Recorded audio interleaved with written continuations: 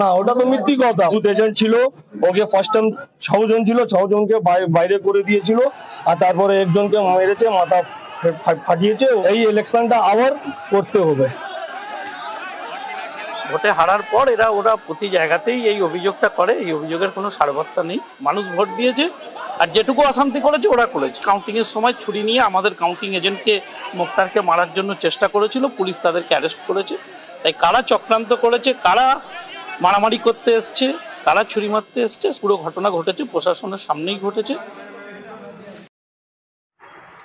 রঞ্জন দা বলুন, এটা কে? এটা আইএসএফের লোক মনে হচ্ছে নয়? একটা হচ্ছে আইএসএফের লোক নয়? এটা দেখুন, চিনুন, একটু আমাকে জানিয়ে দেবেন। হ্যাঁ, আইএসএফের লোকেরাই মনে হচ্ছে মারামারি করছিল। আপনি যেটা বলেন একেও চিনে নিন, এরা মনে হচ্ছে সব আইএসএফের লোক নয়? দেখে নিন, ভালো করে দেখুন। হ্যাঁ, এই দেখুন, একটা মানুষকে দেখুন, মনে হচ্ছে আইএসএফের লোক মনে হচ্ছে নয়?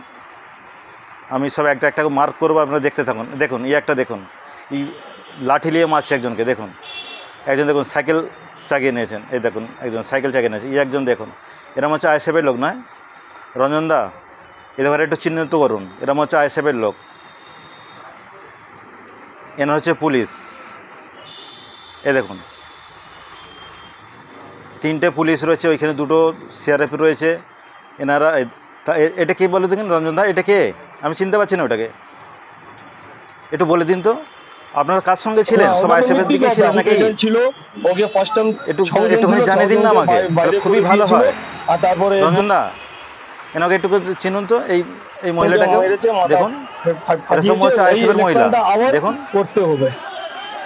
আইএসএফরাই মারামারি করছিল তো, দেখুন না আপনারা দেখেছেন তো? এই দেখুন বাসে কেমন মারছেন, এই দেখুন, দেখুন অভিযোগটা করে। এই দেখুন, এই দেখুন, যে আগে যে বাসটা দেখেছিলাম সেই বাসটা। এই দেখুন, ভোট দিয়েছে কেন মারছে দেখুন। এই একজন দেখুন, পুলিশের সামনে বাস তুলে নিয়ে যে মারছে। দেখুন, কাউন্টিং এর সময় আইএসএফের লোক মনে হচ্ছে নয়? যদি আইএসএফের লোক হয়, রঞ্জন দা, আপনি পুলিশকে নিয়ে কতদিন চলবেন? পুলিশ ভিতরে থাকা অবস্থাতে এজেন্টকে মেরে বাইরে বার করে দেওয়া হলো, তারপরও কি ভোট কি পারফেক্ট হয়? পুরো তো আপনারা সব লুট করলেন ভোটটাকে।